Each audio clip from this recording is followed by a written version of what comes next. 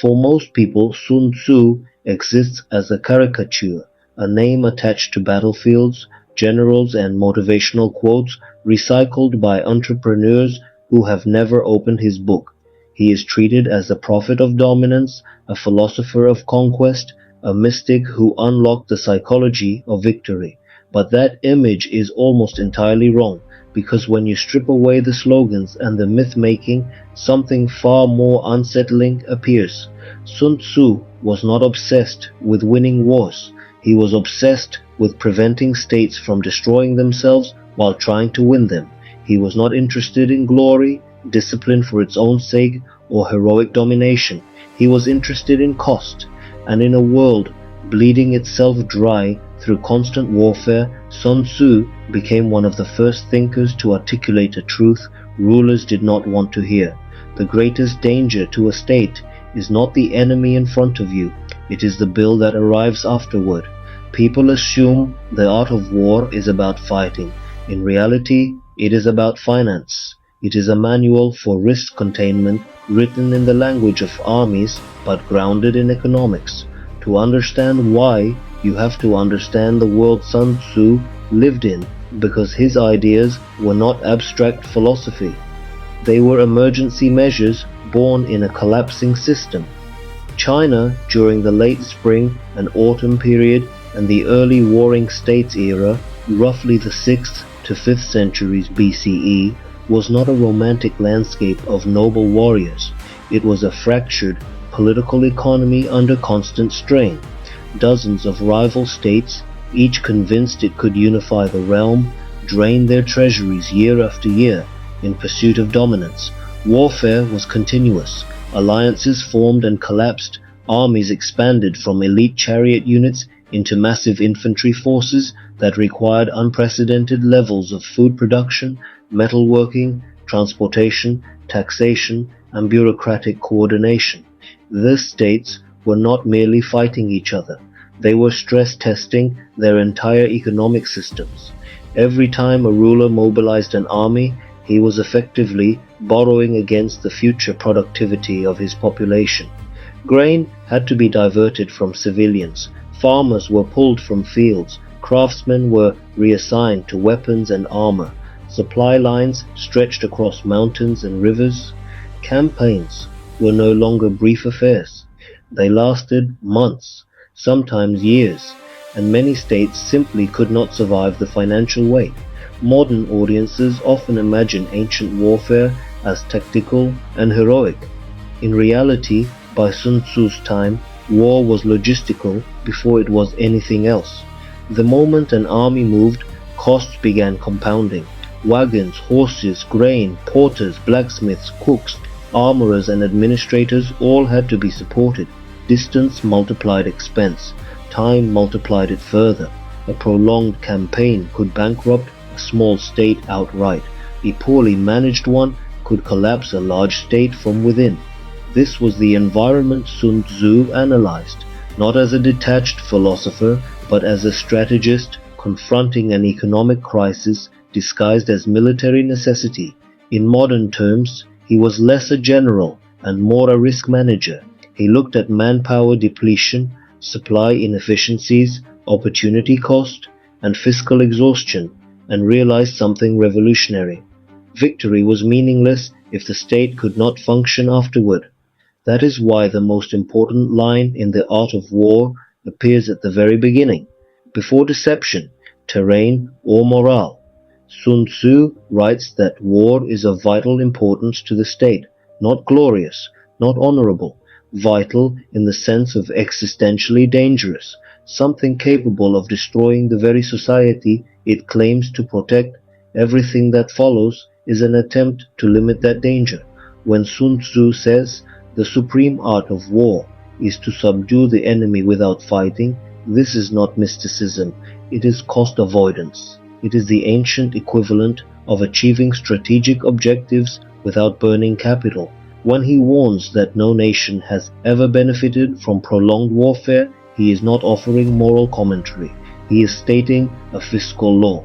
The longer war drags on, the more it corrodes the state's productive base. Speed, intelligence, deception, and psychological pressure dominate his thinking for the same reason. They are cheaper than armies. Information is cheaper than mobilization. Manipulation is cheaper than siege. Maneuver is cheaper than attrition. Sun Tzu was not trying to win more battles, he was trying to stop rulers from bankrupting themselves in pursuit of symbolic victories. Before his era, warfare among Chinese elites had often been ritualized. Honor mattered more than efficiency. Losses were tolerated because conflicts were limited. But that model collapsed as populations grew and technology changed. Warfare scaled beyond aristocratic ritual into national mobilization.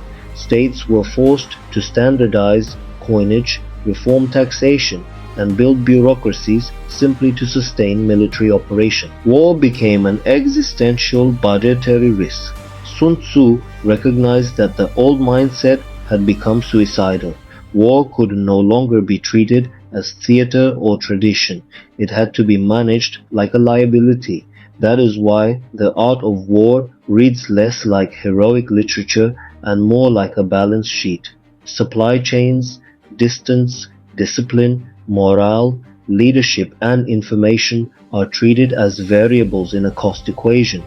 Even the famous 5 factors Sun Tzu lists at the start of the book are not philosophical abstractions, they are resource assessments.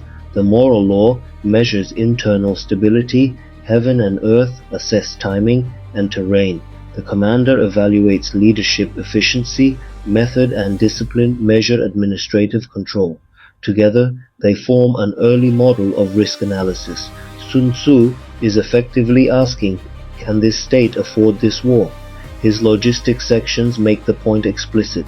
Transporting supplies, he notes, drains a treasury faster than paying troops. Maintaining armies far from home devastates agriculture. Wasteful commanders destroy states even when they win skirmishes. Using the enemy's resources is not clever opportunism, it is a fiscal necessity. Logistics, in Sun Tzu's view, do not support strategy, they are strategies. His emphasis on intelligence follows the same logic. A single well-placed spy can prevent catastrophic misallocation of resources. Information, to Sun Tzu, is not merely a tactical advantage, it is capital preservation. Foreknowledge allows states to avoid unnecessary expenditures. Ignorance forces them into costly commitments. Speed, too, is economic. Every day an army remains in the field increases financial exposure. Delayed victory is money burned. Swift maneuver preserves resources. Flexibility is not philosophical elegance. It is a budget discipline.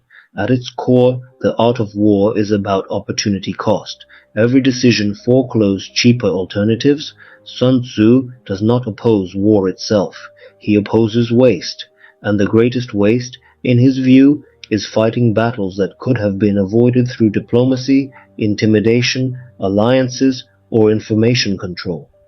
History validated his analysis. States that pursued drawn-out campaigns drained their tax bases and collapsed under internal pressure. Those that applied Sun Tzu's principles survived longer by conserving capital and limiting exposure. War treated as an instrument, not an obsession, proved sustainable. War treated as passion proved fatal. This is why Sun Tzu's relevance did not end in antiquity.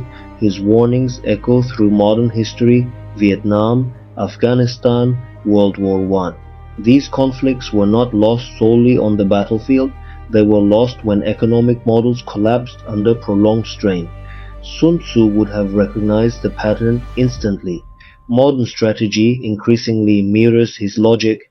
Intelligence operations, sanctions, cyber warfare, proxy conflicts, deterrence, all aim to achieve strategic outcomes while minimizing financial exposure. Technology has changed, the math has not. Sun Tzu understood something leaders still struggle to accept. States do not fail because they lose battles, they fail because they exhaust the resources that keep them coherent. His philosophy is not the philosophy of a warrior, it is the philosophy of a steward. Strength is not measured by how hard you strike, but by how much you can afford to strike. And history shows that when power and finance collide, it is not the bravest nation that endures. It is the most economically disciplined. History does not repeat, but it always sends the bill.